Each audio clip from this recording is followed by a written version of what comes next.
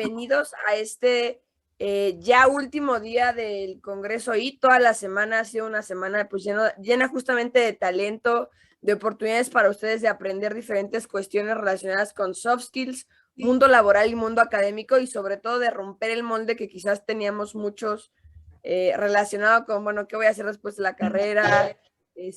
¿Cómo voy a aplicar algunas cosas? ¿Cómo ser mejor en una entrevista? ¿No? Hubo varias cuestiones. Ha habido muchísimas conferencias llenas de valor. Y bueno, pues para mí es un honor presentar a la primera persona que nos va a acompañar el día de hoy. Él es licenciado por parte de la Universidad de Anáhuac. Cuenta con una maestría en marketing corporativo por parte de la Universidad de Anáhuac y además es CEO y fundador en Ecosistema Hisoka. Entonces, pues para mí es un honor podérselos presentar el día de hoy. Les cedo la palabra y bueno, Guillermo, este espacio es tuyo. Muchísimas gracias, Bere, por la invitación. Buenos días a todos. Espero que se encuentren excelente y que le estén pasando muy bien. Pues bueno, como ya habrán podido ver en el título, vamos a hablar un poquito acerca de Google versus Academia. Ahora, esto más que ser un debate y más que llegar a una conclusión en particular, va a ser un tema en el cual me gustaría que todos reflexionáramos alrededor de qué es lo que está pasando alrededor del sistema educativo y qué es lo que el sistema educativo en general tiene como propósito. Si es que pudieron leer una pequeña sinopsis de la charla que voy a dar, básicamente me gustaría comenzar con esa sinopsis. ¿Se imaginan que existiera un libro en el cual pudieras buscar cualquier cosa y pudieras encontrar cualquier respuesta, cualquier pregunta que tengas en ese momento y que además esta enciclopedia siempre la pudieras llevar contigo, pudieras accesar a ella desde el lugar en donde tú quisieras y que fuera una fuente de conocimiento inagotable? Esta fue la pregunta que hicieron Larry Page y Sergey Brin antes de fundar Google. Pregunta la cual tenía como propósito fundamental potenciar el conocimiento humano y hacerlo accesible para la mayor cantidad de personas posibles. Si es que en alguna ocasión esta pregunta sonó como demasiado increíble, es aún más increíble que de hecho ya tenga muchísimos años en el acceso de las personas. Cosa la cual compromete muchísimas cosas de qué es lo que está ocurriendo con la tecnología y qué es lo que está pasando actualmente con la tecnología. Entonces, lo que me gustaría abordar principalmente después de esta pregunta un poco existencial, también un poco realista ya a estas alturas, es ¿cuáles son las virtudes y los defectos que tiene actualmente la academia? Y también cuáles son las virtudes y los defectos que tiene actualmente plataformas como Google, o en este caso Google. Ya desde tiempos inmemorables se puede comprender cuál es la importancia que tiene la información en la toma de decisiones en general. Básicamente la información mueve al mundo. No existe actualmente ninguna superpotencia y no existe actualmente ninguna persona exitosa bajo este precepto de lo que podría significar éxito que no haya hecho uso de cierta información para tomar las decisiones que eso lo haya llevado a este cierto camino óptimo.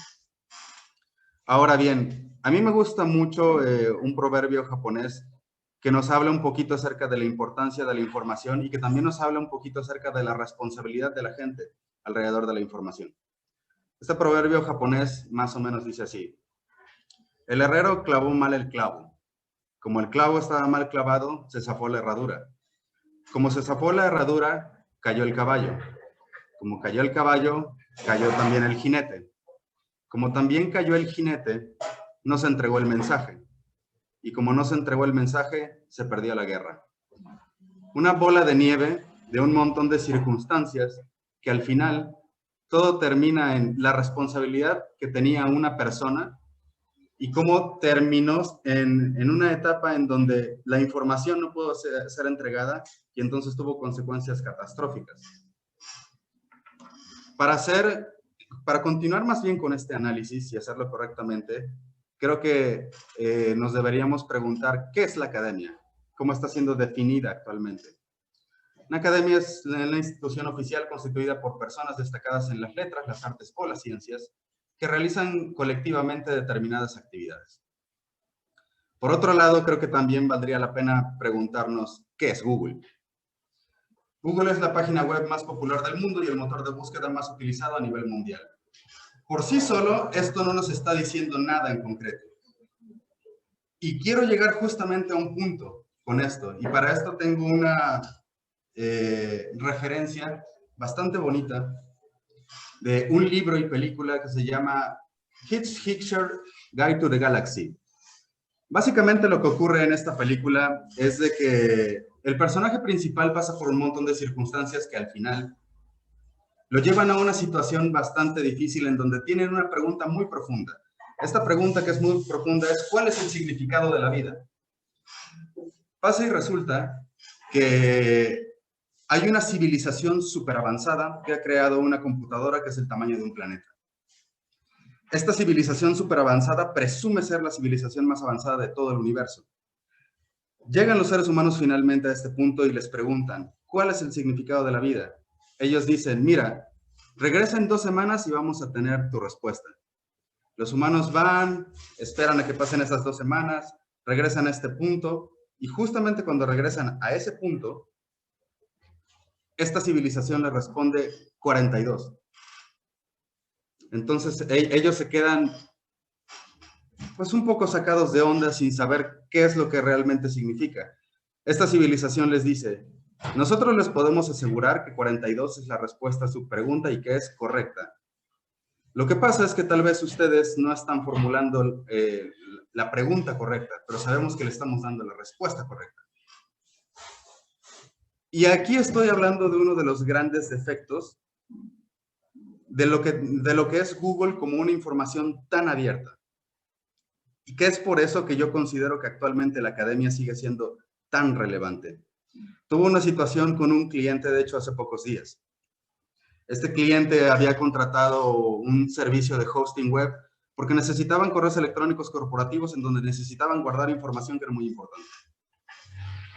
Cabe mencionar que esta información, además de ser importante, era muy confidencial porque era una firma de abogados. Entonces, básicamente lo que ocurrió es de que este hosting tenía un espacio determinado en donde si se llenaba, iba a comenzar a dar fallos y ya no iban a poder seguir llegando más correos electrónicos. Finalmente el espacio se llenó y comenzaron a perder un montón de información valiosa porque ya no tenían dónde guardarla. A lo cual fue donde nosotros intervenimos como nueva empresa que estaban contratando para solucionar este problema, en donde esta persona que les había ofrecido este servicio alegaba que pues él no tenía la culpa que se hubiera llenado el espacio. Y estos clientes respondieron, de hecho, bastante inteligentemente: es que nosotros no sabíamos que teníamos que preguntar algo que no sabíamos que teníamos que preguntar. Entonces, ¿de qué manera ellos pudieron haber evitado ese problema si no tenían la más mínima idea de que tenían que preguntar acerca de un problema el cual ellos ignoraban por completo que podría ocurrir? Entonces, aquí más bien viene una parte de responsabilidad social, tanto alrededor del sistema educativo como alrededor de la distribución de la información.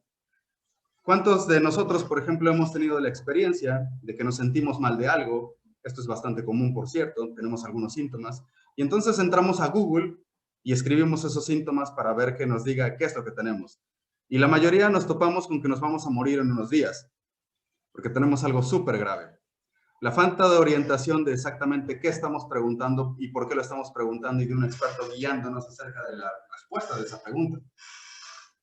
Finalmente llegamos todos espantados con el doctor y por lo menos yo he escuchado muchos casos en donde el doctor muy acertadamente dice: lo buscaste en Google, ¿verdad?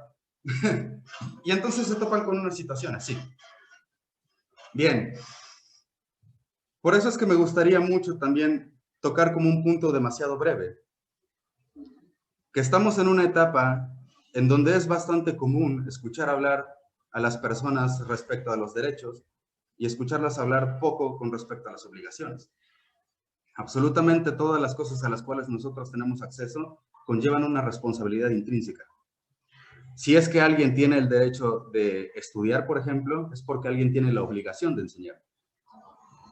Y absolutamente para cualquier derecho que se demande, siempre hay una obligación intrínseca que nos hace poder acceder a ello.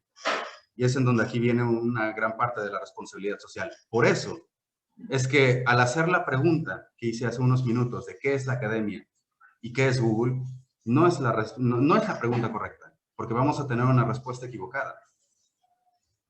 Ahora, este es un nuevo formulamiento de la pregunta. ¿Cuál es el propósito de la academia? El propósito de toda la academia, según la definición, es el desarrollo integral de la persona, además de sus evidentes beneficios para una vida más plena y mejor. La educación puede contribuir a la mejora de la sociedad en su conjunto, una sociedad en la que la gente sea consciente de sus derechos y deberes. Esa pregunta ya tiene más sentido a la respuesta que estamos obteniendo. Ahora, ¿cuál es el propósito de Google? El propósito de Google es organizar la información del mundo y hacerla universalmente accesible y útil para la mayor cantidad de personas posibles. Ahora, si se dan cuenta, tanto el propósito de una, tanto el propósito de la otra, pueden converger en un punto bastante importante en donde de hecho se tienen que fusionar. Y esa realmente es la auténtica disyuntiva. De repente lo dejé de escuchar, ¿solo fui yo? Ah. Dentro de esta disyuntiva,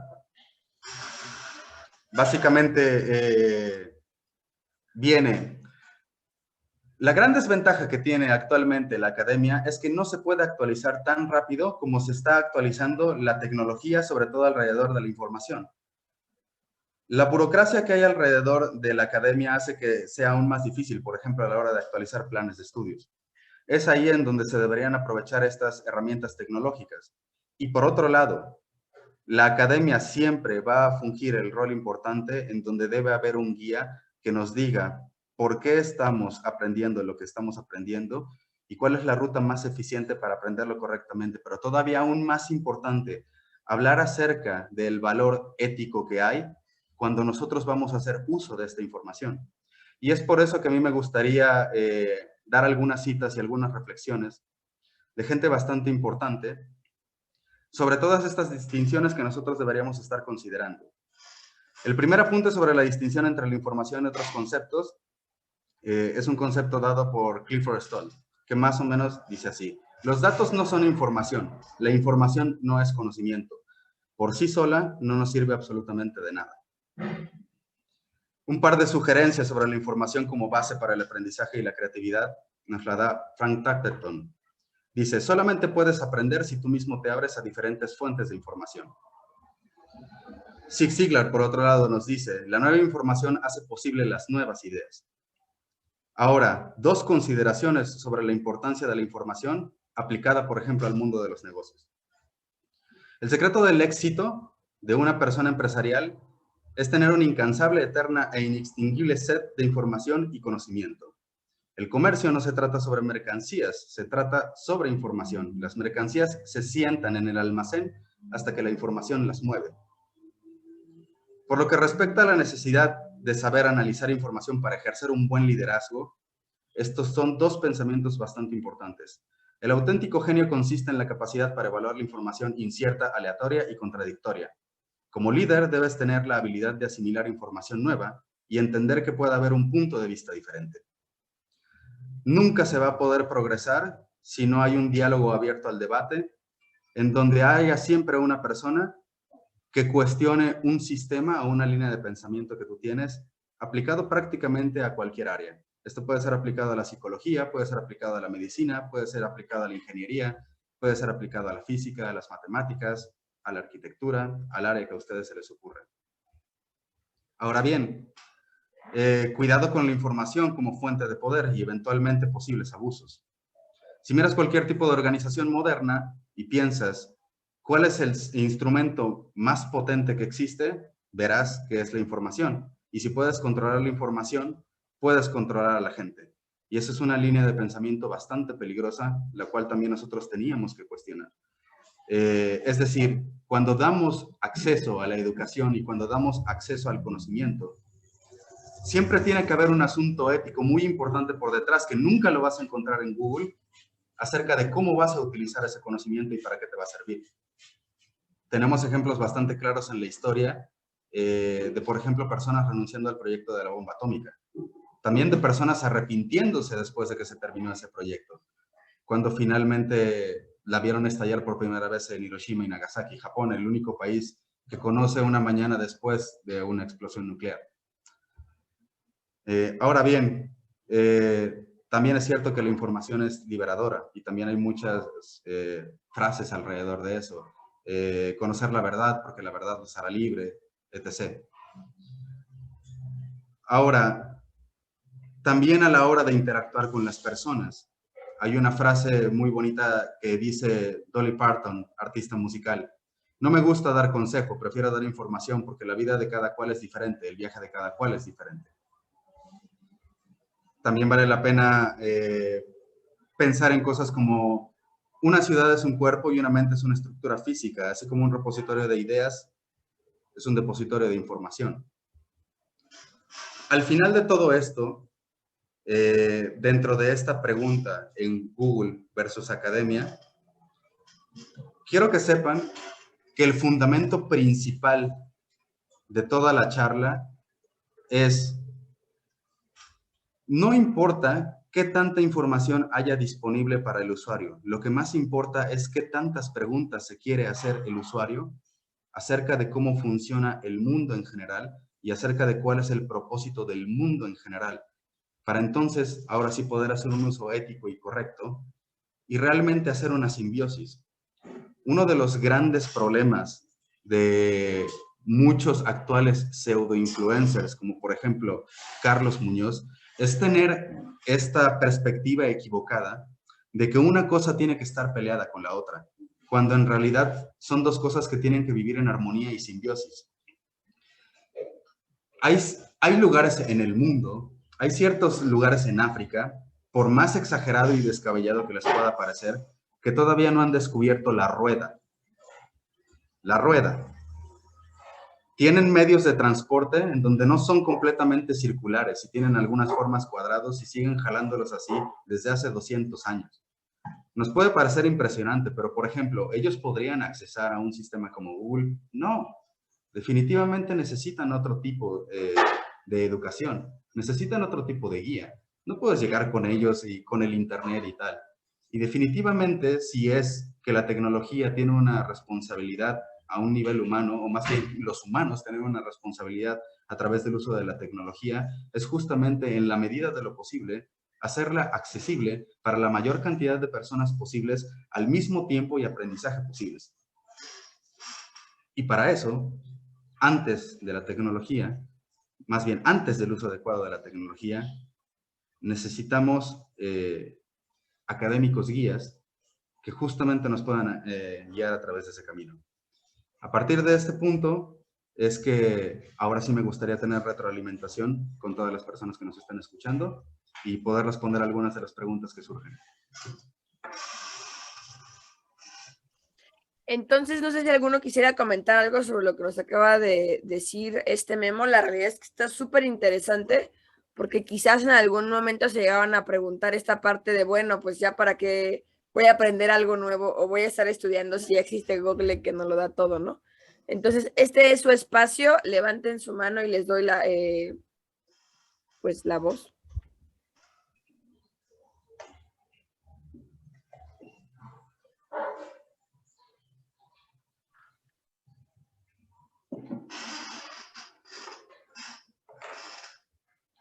Ok, Ivette.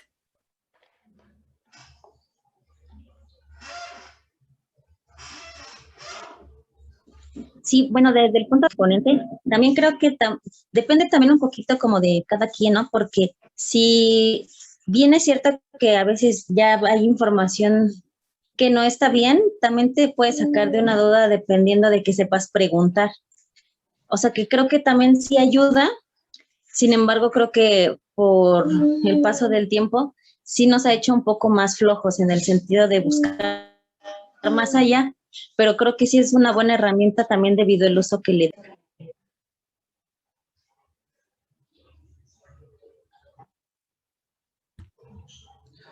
Muchísimas gracias, Ivette, por tu pregunta y tienes bastante razón en ello. De hecho, esto te lo voy a responder con otra pregunta que te va a volar un poco la cabeza. Pero una de las consecuencias más graves que ha tenido la tecnología en nuestro día a día es que damos muchas cosas por sentado porque estamos acostumbrados a utilizarlas. Es decir, No sé si alguna vez alguno de ustedes lo haya escuchado, yo lo he escuchado. Mira a mi hijo de 3 años, qué inteligente es, que ya sabe ocupar el teléfono y sabe entrar a esto, a lo otro con mucha facilidad. Y uno se pregunta, ¿realmente la mente del niño es tan superdotada? ¿O la de los ingenieros que hicieron la interfaz tan fácil que un niño de 3 años la pueda aprender a usar? Y a lo que me refiero con lo que damos muchas cosas por sentado es, creo que todos aquí contamos actualmente con un teléfono celular. Quizá la mayoría de aquí tenga un iPhone que tiene una pantalla táctil. De hecho, la mayoría de los teléfonos celulares tienen una pantalla táctil. ¿Cuántos de aquí sabemos cómo funciona una pantalla táctil? ¿Por qué es que nosotros cuando pasamos el dedo por ahí podemos dar clic en cosas? ¿Cuál es la tecnología detrás de ello? Bastante interesante, ¿no? Llevamos años utilizando ese tipo de pantallas. ¿Quién se ha hecho esa pregunta? A eso me refiero con que la tecnología da muchas cosas por sentado. Es decir, pocos podrían responder que hay una corriente eléctrica que circula a través de 2 capas, que cuando alguien pasa el dedo sobre la pantalla, ese contacto con un punto, hay un cambio en el campo eléctrico que es detectado por el ordenador y eso lanza unas coordenadas de qué es lo que está haciendo. Sin embargo, llevamos tanto tiempo ocupando esa herramienta que justamente son preguntas que nos dejamos de hacer porque en nuestro día a día damos por sentadas muchas cosas.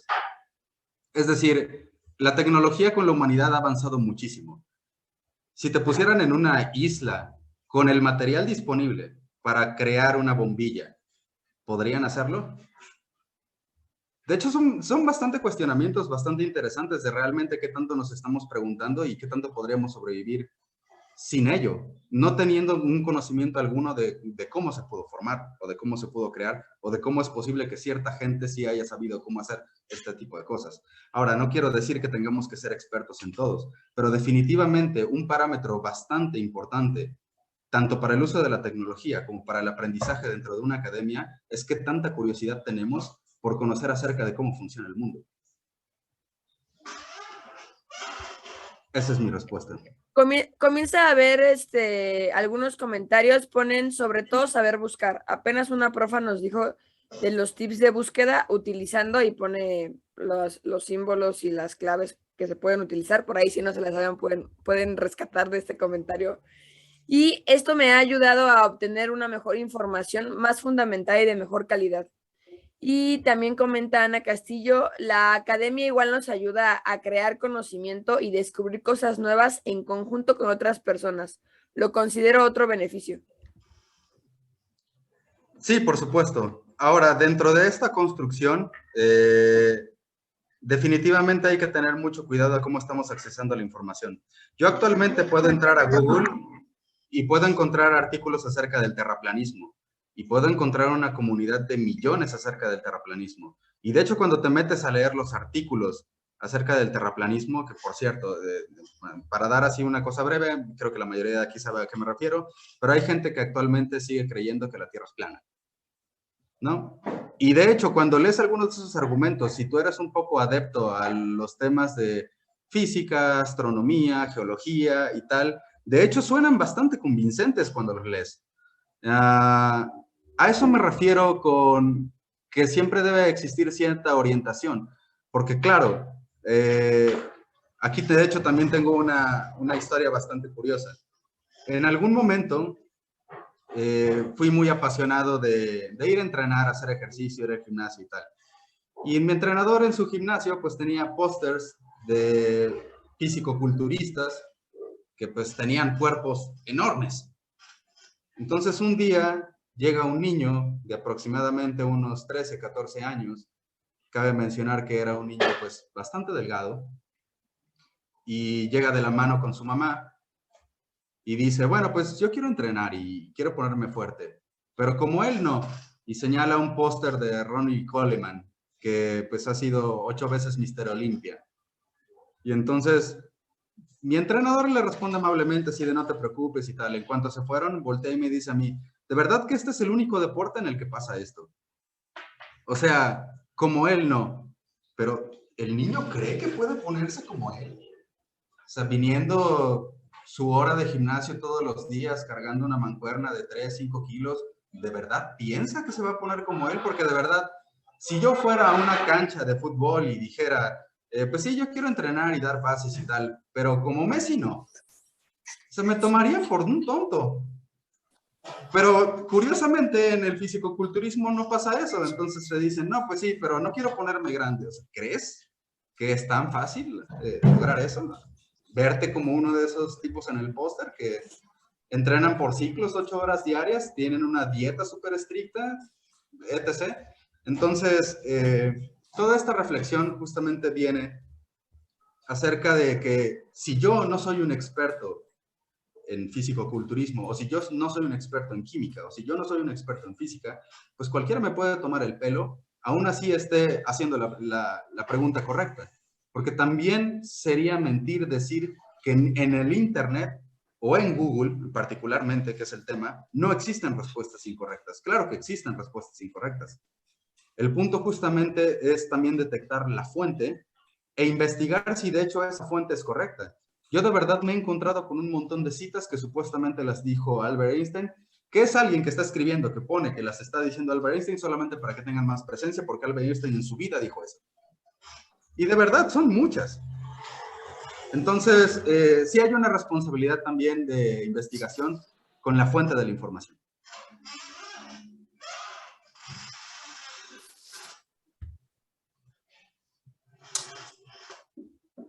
No sé si alguien quisiera dar otro comentario, hacerle alguna otra pregunta a nuestro ponente.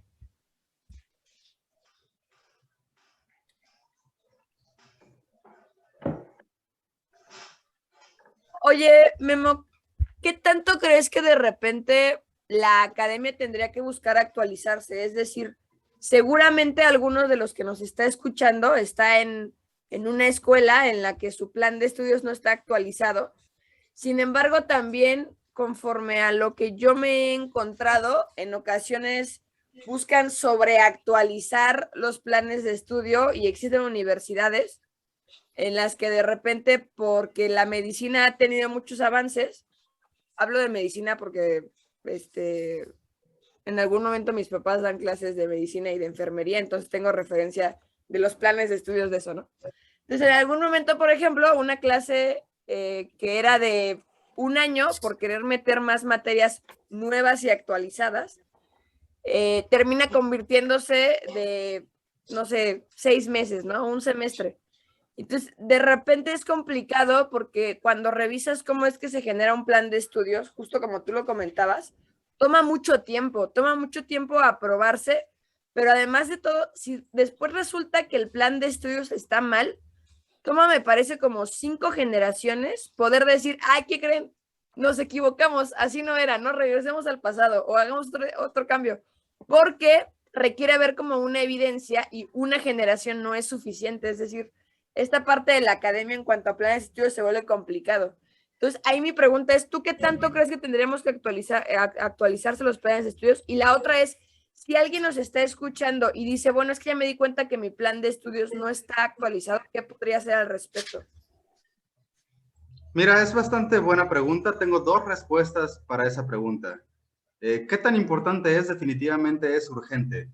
O sea, la casa se está quemando desde hace rato y todavía hay gente adentro. Urgentemente. Ahora, no es tan urgente como el despertar la pasión por las personas que están en la academia, por el deseo de aprender más. Porque de hecho, acceso a esa información sí lo tienen. A mí siempre me gusta recordar esto.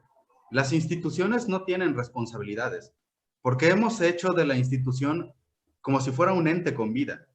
Las instituciones no tienen responsabilidades, la gente tiene responsabilidades. La institución en sí solamente es un edificio, pero nosotros muchas veces asimilamos como si la persona fuera la institución, y no es así. Realmente, justo eso está relacionado con lo que comentaba de en dónde comienzan los derechos, terminan los derechos, comienzan las obligaciones y terminan las obligaciones. Es decir, es curioso cómo la educación en sí tiene una perspectiva de derecho y no de obligación.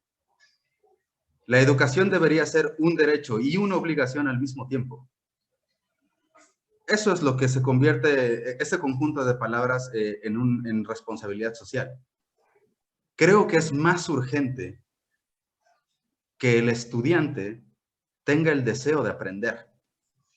Y transmitir eso es un reto muchísimo más grande, porque si creo que de algo realmente carecen los planes de estudio, no es de información actualizada, porque en eso sí, para que veas, Google se lo lleva de calle, pero por kilómetros, porque Google sí que está actualizado y de verdad puedes ver innovación en cualquiera de los campos si tienes el interés y deseo de aprenderlo. Y si ya tienes las fuentes correctas, de manera diaria, de verdad, la información está cambiando de manera diaria y se está actualizando de manera diaria. Sin embargo, realmente lo que necesita la academia no es tanto el hecho de estar actualizando constantemente la información, porque justo ya tiene una herramienta con la cual se puede apoyar. Lo que necesita es actualizarse en toda la parte emocional, pasional y de propósito que tienen el estudiante al entrar en la academia. El despertar realmente esa pasión, uno, por encontrar el propósito, dos, todo lo que tenga que ver con caminos vocacionales, de a qué se quieren dedicar, por qué se quieren dedicar a eso y sobre todo ayudarlos a descubrir eso, sobre todo en planos más prácticos. A mí me agrada mucho que hay ciertas iniciativas en la parte escandinava. Con la parte escandinava me refiero pues a Noruega, Suecia, Islandia, Finlandia, etc. En donde las clases suelen ser un poco prácticas. Si a ti, por ejemplo, te interesa patinar y te interesan las matemáticas, pues te ponen a hacer un proyecto de construir una de las rampas para poder patinar y claro, todo para poder construirla tienes que utilizar matemáticas y entonces encuentran enseñar algo de un modo práctico porque estás utilizando algo que te apasiona para aprender algo que es útil, que está relacionado con esa cosa que te gusta. Creo que uno de los grandes errores que está cometiendo por lo menos nuestro actual sistema educativo es simplemente llegar de niños y comenzar a decir, bueno, 2 más 2 es 4, les vamos a enseñar a hacer ecuaciones diferenciales, cálculo integral, simplemente como un conocimiento técnico basado en absolutamente nada. Entonces, creo que es urgente actualizar los planes de estudio,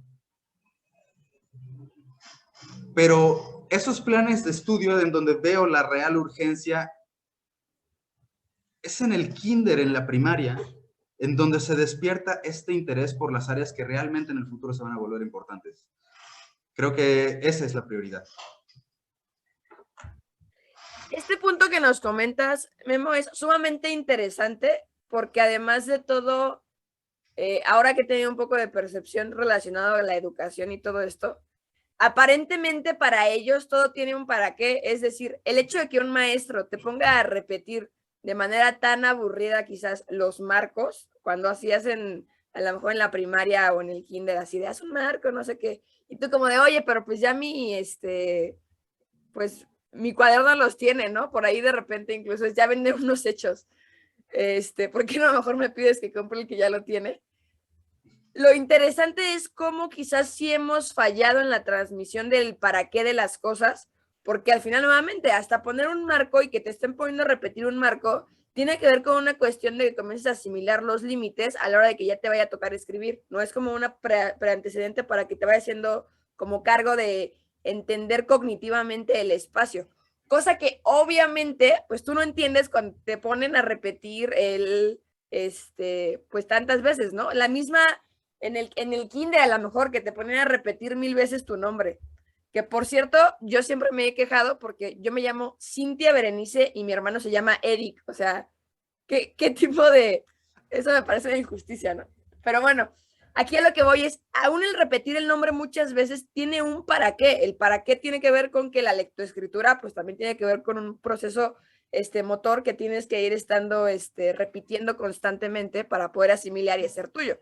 La cuestión es, no logramos transmitir que el profesor entienda que es muy importante, que a lo mejor tú entiendas álgebra, no porque lo vayas a, no porque vayas a poder resolver como no sé, una integral en la tienda, sino porque tiene que ver con una cuestión del proceso cognitivo y que si hay cuestiones a lo mejor en alguna ingeniería en el que la usan, ¿no? Yo qué sé, no estoy en ingeniería, pero al final es muy interesante porque creo que la invitación que nos da es cómo sería que lo que tú estás aprendiendo hoy, si no te lo están logrando transmitir al para qué, tú busques cuestionarlo y busques encontrarlo. Es decir, a ver, ¿no? De repente, por ejemplo, no sé, Piaget en psicología o en pedagogía es muy conocido.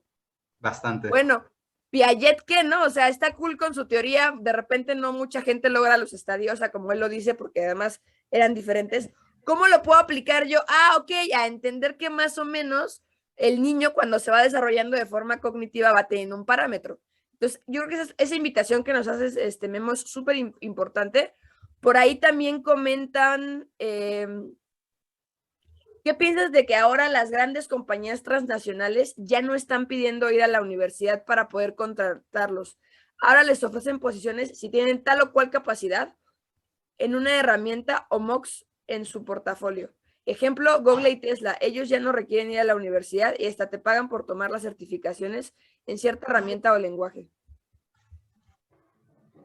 Mira, ¿cuál es mi opinión alrededor de ello? Y valdría mucho la pena que cuestionen lo que voy a decir, pero es solamente mi interpretación personal. Me parece excelente.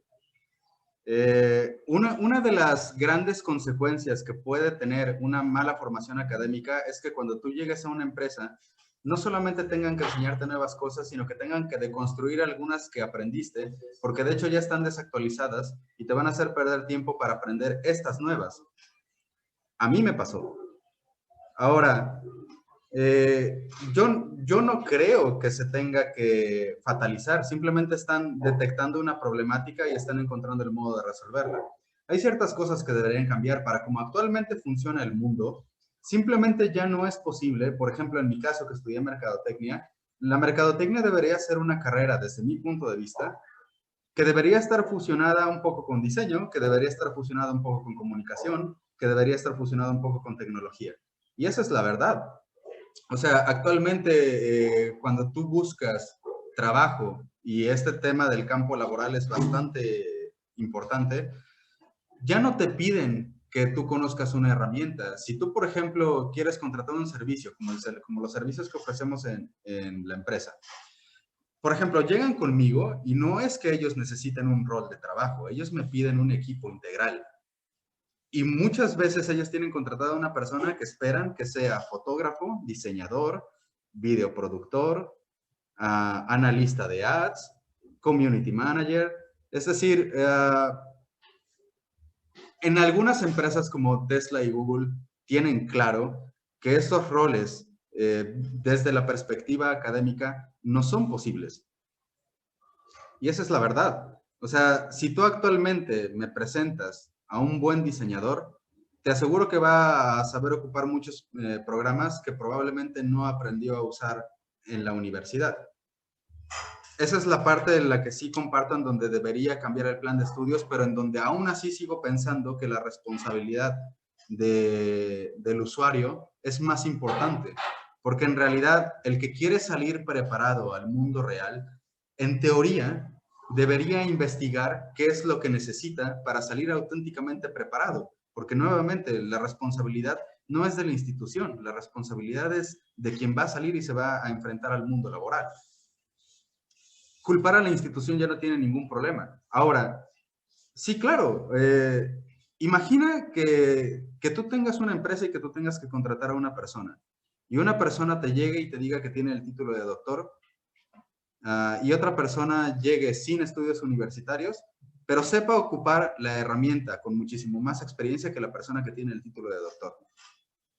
Para mí, uno de los grandes fallos en la academia, en ciertas áreas, no en todas, en ciertas áreas, es que ¿cómo es posible que yo pueda estudiar licenciatura, no trabajar y terminar una maestría, no trabajar y terminar un doctorado, no trabajar, hacer un postdoctorado y ahora sí entrar al mundo laboral?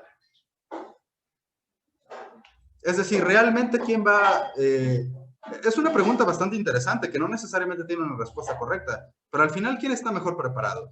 ¿El que no estudió y estuvo trabajando en campo, en una empresa, con un rol determinado? ¿O quien tiene todo ese grado de estudios que todavía no se ha enfrentado al mundo laboral? Y es más, aquí viene una pregunta bastante interesante. ¿Por qué yo puedo acceder a ese nivel tan alto de educación sin haber requerido ningún tipo de experiencia? Es algo que, por ejemplo, en el campo médico no pasa. Probablemente ellos lo tienen más claro. Pero desde la, en teoría, licenciatura, ellos ya tienen que cumplir un año de internado, que es campo, y también tienen que cumplir un año de servicio, que es campo. Y tengo entendido que una especialidad o una subespecialidad la tienes que hacer en un hospital. Es algo que, por ejemplo, al mercadólogo no le piden, que al arquitecto no le piden, que al diseñador no le piden. ¿Y por qué? Es bastante grave si lo piensas desde esa perspectiva. Adriana levantó la mano.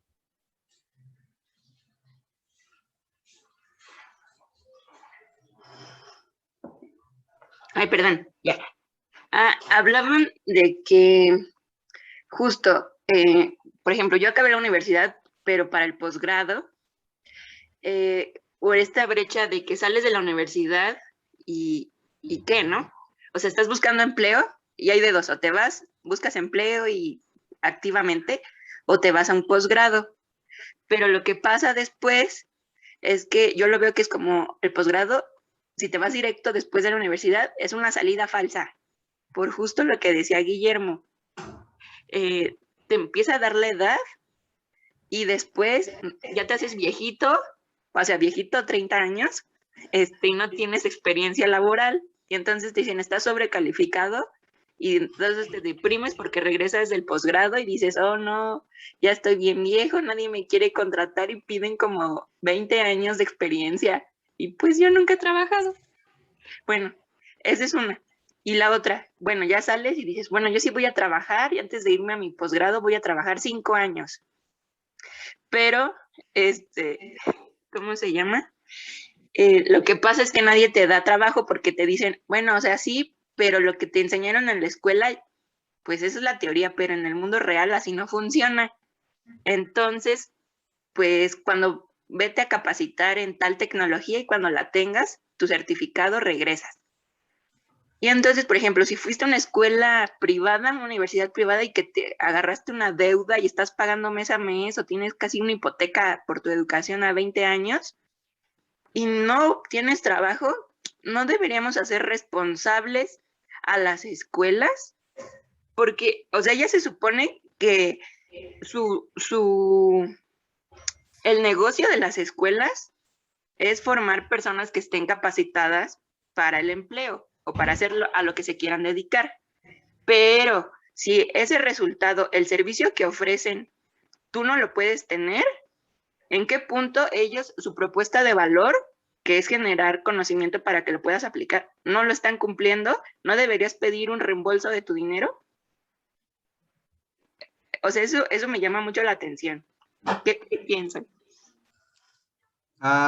Mira, Adriana, para esto tengo varias respuestas y de antemano me disculpo por lo que voy a decir. Pero nuevamente, tú lo dijiste muy claro, las instituciones no son responsables. Es decir, no hay absolutamente ninguna garantía por parte de ninguna escuela en donde te diga, justamente te pongo una leyenda así, ¿sabes qué? Si no encuentras trabajo, nosotros te reembolsamos, porque eso al final es una responsabilidad del individuo. Un consejo que yo le daría a las personas que están estudiando desde la preparatoria sería el siguiente: que busquen un empleo de medio tiempo de 6 meses y a los siguientes 6 meses cambien de empleo. Y que eso lo hagan durante toda la universidad. Porque realmente ya estar en el campo es lo que va a abrir tu panorama acerca de lo que realmente te apasiona y te quieres dedicar y esos alcances. Este concepto que tú mencionabas de overqualified, hay una estadística bastante importante. Solamente la aplican la mayoría de las veces, no porque una persona esté realmente sobrecalificada, sino porque está sobrecalificada sin experiencia. Ahí es en donde realmente aplican el tema de sobrecalificado. Yo te aseguro que si, por ejemplo, quieres trabajar en una empresa de agencia creativa, por poner cualquier ejemplo, y tú llegas ahí con un doctorado, y la mayoría de ahí son licenciaturas, pero al mismo tiempo de tu doctorado les demuestras que has estado trabajando 10 años en Disney y dando buenos resultados, créeme, no les importa que tengas doctorado. Les importaría si tienes el doctorado y no has trabajado nunca en ningún lugar. Ahí es en donde realmente consideran este tema de sobrecalificado, porque ellos lo piensan de esta manera. ya que tiene todo ese nivel de estudios, va a querer a percibir un sueldo bastante elevado que empaten, pero su experiencia no empata con lo que nosotros le podemos pagar porque no empata con los resultados que nos podría dar. Al final, todo sueldo de persona se tiene que basar en ello. Y si una persona tomó una decisión, un poco de manera inconsciente si quieres, pero si tomó la decisión de seguir aprendiendo sin aplicarlo, ninguna institución se puede hacer responsable que entonces después no pueda conseguir trabajo. O sea, es decir, nosotros sí tenemos que marcar ciertos límites claros de hasta qué punto la escuela sí es responsable y hasta qué punto el estudiante es el responsable. Porque serían las letras chiquitas en caso del contrato, ¿no? Claro, exactamente. Mira, te voy a poner un muy buen ejemplo en donde para mí la institución sería responsable. Si tú estás pagando por un plan de estudios y una materia y el maestro falta, entonces ahí sí la institución sería responsable. Pero ¿qué haces con el conocimiento que te están dando y cuáles son las oportunidades que se generan a partir de ese conocimiento? La verdad es que es algo muy abstracto. Son muchos factores. Yo no voy a decir que el esfuerzo individual no tiene un gran mérito. Claro que tiene un gran mérito, pero al final también nosotros nos movemos en un mundo de contexto.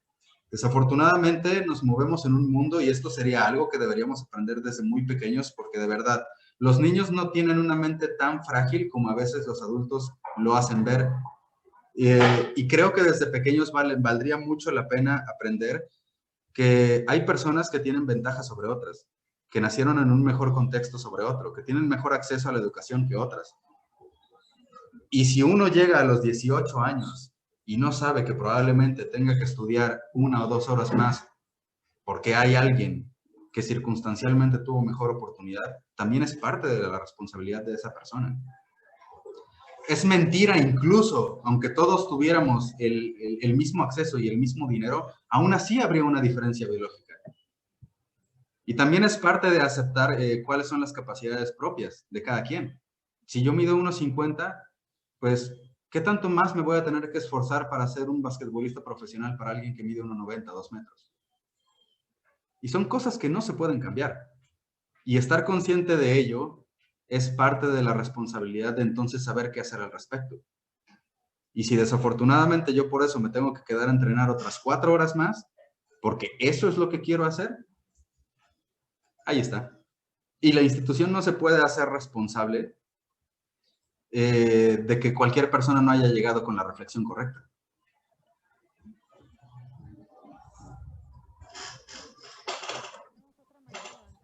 Gracias.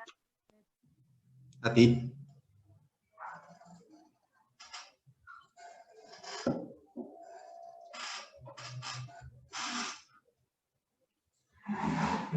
Adelante, Ivette, ¿nos escuchas?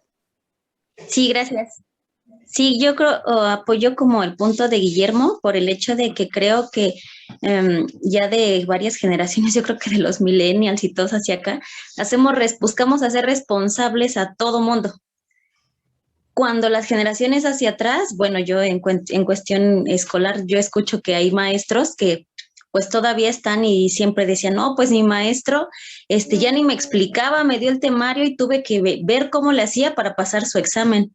Y no escucho como estas críticas que hacemos, yo me incluyo porque en alguna vez las hice de, es que no me explicó nada, como que olvidamos que al querer tener una carrera, ya con elegir la carrera en sí ya tenemos una responsabilidad.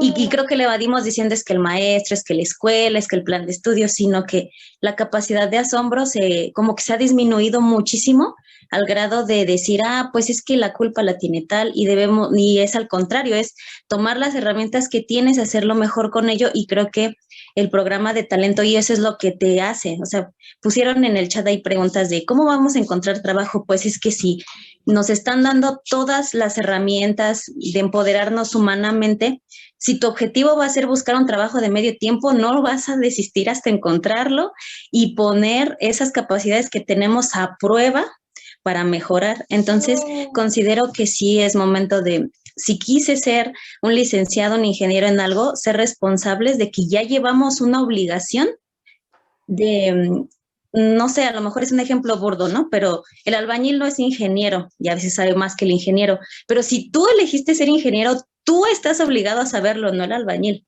porque él no sabemos cuáles sean lo que pasó para no poder a lo mejor terminar una carrera, pero sí estás obligado a saberlo. No puedes decir, híjole, no, pues es que no me dijo el maestro, no, o sea, ya es una obligación que conllevamos y yo creo que los congresos como este son los que nos ayudan a que tengamos la herramienta y sepamos usarlas para ello y para que no evadamos esa responsabilidad. Creo eso. Muchas gracias, Ivette. Sí, por supuesto. De hecho, me gustaría hacer un comentario con respecto a lo que nos acaba de comentar Ivette. Las personas que estamos aquí presentes en estas charlas somos quienes más tenemos responsabilidad. Porque hay personas que auténticamente nacen sin la capacidad de esa conciencia. Y lo digo en serio. Es decir, cuando nosotros, por ejemplo, decimos hambre, por lo general nos referimos a que hemos mal comido durante unas 2 semanas, que no desayunamos, que fue una comida sencilla y tal. Pero hay algunas personas que realmente tienen hambre, o sea, que llevan una semana y cacho sin probar absolutamente nada. Y cuando vives en esas circunstancias, no te da para pensar en este grado consciente de qué es con lo que tienes que hacer responsable, ¿no? Porque el único pensamiento que está en tu mente es supervivir, es sobrevivir de algún modo. Y ya, no puede haber más. El pensamiento no trasciende. Hay países en el mundo, no como México, que son realmente pobres. O sea, que realmente encontrar agua es un problema. O que viven ya en una zona de guerra. Literalmente en una zona de guerra. No como todos los problemas que puedan haber aquí, que definitivamente son cosas que se tienen que atender. Entonces, también es justo decir eso. O sea, hay personas que auténticamente no tienen la capacidad de darse cuenta de que tienen un cierto grado de responsabilidad porque honestamente viven en una circunstancia en donde no les corresponde tener esa clase de pensamiento. Nos corresponde a nosotros, que estamos aquí sentados frente a una computadora, escuchando una charla, utilizando todas estas herramientas, que tuvimos oportunidad de accesar a la educación básica o universitaria en la mayoría de los casos. Esas son las personas que realmente son responsables. Hay otras personas, no. Yo, por ejemplo, ahorita me vino eso a la cabeza porque mencionaste lo del albañil. Yo ignoro esas circunstancias. Y no lo voy a decir por todo porque tampoco quiero tomar una figura como que, pues todos ellos pobrecitos y tal. No. Pero te aseguro que no el 100% fue consciente de terminar ahí.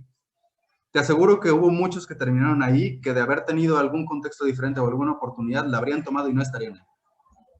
No todos. Algunos sí están ahí por decisión. Y algunos sí están ahí, quizás si quieres, por flojera, lo que tú quieras. Algunos, pero no todos. Y es importante hacer reflexión de ello. Sí. Bueno, incluso no creo que sea flojera, Guillermo, porque también el trabajo de un albañil debe ser tronadísimo, ¿no? Y Sí. es un trabajo fuertísimo. Pero bueno, también a mí, nada más comentando esto, seguramente se me vino también rápido a la mente que muchos países en África, o sea, terminan comiendo arcilla, o sea, hay niños que comen arcilla, ¿no? O sea, ni siquiera hay comida, o sea, es literal la arcilla que encuentran y esas hacen bolitas y eso se lo comen. Entonces, no sé, solamente se me vino a la mente y quería compartirlo. Así que bueno, vamos a darle la palabra a Alejandra. Pues ya tenemos ya casi nuestra última pregunta, así que adelante. Bueno, concuerdo con lo que dice el ponente referente a buscar experiencia. En mi caso, ahorita estoy estudiando mi segunda carrera, la primera fue enfermería. Cuando ingresé, la verdad, tú como estudiante tenemos la mala cultura o bueno, yo ya tengo 29 años, ya es un poquito diferente, aunque no parezca, en estos últimos años ha cambiado mucho. Y pues te metes a veces en una carrera, en mi caso fue de, quiero cambiar el mundo, quiero que todo esté mejor, quiero que ayudar a todos los niños pobres de todos lados, ¿no? Entonces, me tocó convivir con una maestra que ella está en el Sistema Nacional de Investigadores, entonces como que su perspectiva era, quiero cambiar la enfermería de una parte asistencial a una parte más de investigación, ¿no? Entonces a nosotros nos fascinó porque la investigación pues es otro mundo, ¿no? Eso es algo totalmente diferente y dices, va, sí puedo cambiar el mundo, ¿no? Pero lo que ella nos incentivó mucho es estudiar la maestría saliendo. O sea, saliendo, luego y luego para que tengan las mejores posibilidades, estudian la maestría. Entonces, en mi caso, pues yo los últimos semestres de la carrera, mis papás ya no me pudieron apoyar de la misma manera, entonces tuve que meterme a trabajar, ¿no? Entonces ves la realidad y dices, híjole, en la realidad, al menos en el ámbito de enfermería, ¿cuántas personas con maestría hay? Entonces me di cuenta que no había personas con maestría, que las personas con maestría no se les pagaba más. Mi jefa tenía una maestría, yo estaba estudiando y me pagaban lo mismo. O sea, 1,000 pesos de diferencia y aparte era mi jefa. O sea, dices, no. Entonces, pues tú a veces dices, no, mis compañeros que sí decidieron estudiar la maestría, actualmente ganan menos de lo que yo gano porque estuve haciendo experiencia, estuve aprendiendo cosas y ellos, o sea, esos 2 años, pues realmente se enfocaron a lo mejor sí a lo que les gusta, pero también hay que ver el mundo real, qué es lo que te está pidiendo. Porque dices, híjole, a lo mejor ellos se metieron a estudiar una maestría en salud pública. Lamentablemente en México no se está apoyando la salud pública. Deberíamos de, entonces, a lo mejor no desde la manera, desde una maestría, pero voy a hacer este tipo de charlas, ¿no? Voy a hacer un emprendimiento social que hubiera sido a lo mejor más beneficioso, ¿no? Y ver cómo les sacaban. Entonces, sí, o sea, ahorita que veo que la mayoría están estudiando, sí les invito pues a que trabajen y vean las cosas realmente, lo que les gustaría hacer, cómo les gustaría ver. Y digo, sí puedes llegar y disrumpir, pero pues hay diferentes maneras. Y a lo mejor si tu carrera pues ves que no es lo que tú quisieras, animarte y buscar algo para complementarla o inclusive cambiarla, el no tener miedo. Y yo escucho a mis compañeros dicen, es que en la escuela nos engañaron, nos mintieron, nos dijeron que con la maestría íbamos a ser investigadores y todo eso. Híjole, pues si ellos te mintieron, ¿tú qué estás haciendo? O tú fuiste el que te dejaste, pues ahora sí que engañar, ¿no? O sea, el que no viste más allá. Entonces, pues sí, creo que tenemos que aceptar que a lo mejor a veces nos vamos a equivocar, que las cosas no son como nos las pintan nuestros maestros, pero pues está entre nosotros simplemente el quejarnos o hacer algo diferente. Sí, claro, Alejandra, completamente de acuerdo contigo. Y mira, voy a agregar algo bastante interesante a tu comentario. Muchas veces cuando un estudiante casi al final de su carrera o recién habiendo su carrera, dice un comentario, porque yo lo escuché muchas veces a nivel personal. No, pues es que me engañaron y al final no aprendí esto. Es decir, ¿cuánto duró un engaño? Y es una pregunta bastante cierta. Es decir, nadie que estuvo en una universidad estuvo encerrado auténticamente en una burbuja. Eso es real. Es decir, no sé, a mí me pueden engañar si de repente voy a la tienda, me dicen que algo cuesta algo y resulta que no y me cobro un poco de más, pero ¿realmente engañan a alguien que estuvo 4 años como mínimo en una institución en donde vio compañeros, en donde vio gente trabajando, en donde seguramente tiene algún familiar de referencia, en donde hay un montón de emprendedores, profesores, a veces empresarios, o sea, y realmente no estaba consciente de que no estaba aprendiendo algunas cosas que iba a utilizar? O sea, ¿realmente fue esa clase de engaño, 4 años? Porque entonces yo cuestionaría mucho la curiosidad o el ingenio que tiene esta persona que está diciendo que fue engañada. Creo que nuevamente esto es algo que más bien ya se había dicho antes, que se le está delegando la responsabilidad porque no quiere hacerse responsable de lo que en realidad ocurrió, porque dudo que haya sido auténticamente engañado, que no creo que nadie le haya puesto una venda durante 4 años, como mínimo. Eso como un punto. Y luego como otro punto, una de las cosas también que yo podría aconsejar es recordar ese tema de la niñez. Puede sonar una tontería, pero la única parte por la cual menciono este punto en particular es porque un niño de entre 3, 5 años te puede hacer unas 100 preguntas al día acerca de un montón de cosas. Y de verdad he visto a papás poner cara de vergüenza porque el niño les acaba de preguntar algo que en el fondo saben que deberían saber, pero no saben responderle. Hay un ejemplo bastante bonito en una película que se llama The Kid, en donde un niño le pregunta al adulto por qué la luna se pone naranja. Y el adulto no tiene ni la más mínima idea. Que bueno, entiendo que se puede hacer una pregunta un poquillo más compleja, pero sí, ese ímpetu de... En algún punto creo que nosotros se nos quita esa manía de decir, ¿y por qué esto? ¿Y por qué esto? ¿Y por qué esto? ¿Y por qué esto? Y si se dan cuenta, un niño no para. O sea, si te pregunta algo acerca de una cosa, de repente te dice, bueno, ¿y por qué esto? Y cuando le respondes, te dice, ¿y por qué a la respuesta que le diste? Y cuando le das una nueva respuesta, te pregunta, ¿y por qué a la respuesta que le diste? Realmente quiere saber el fondo de todo.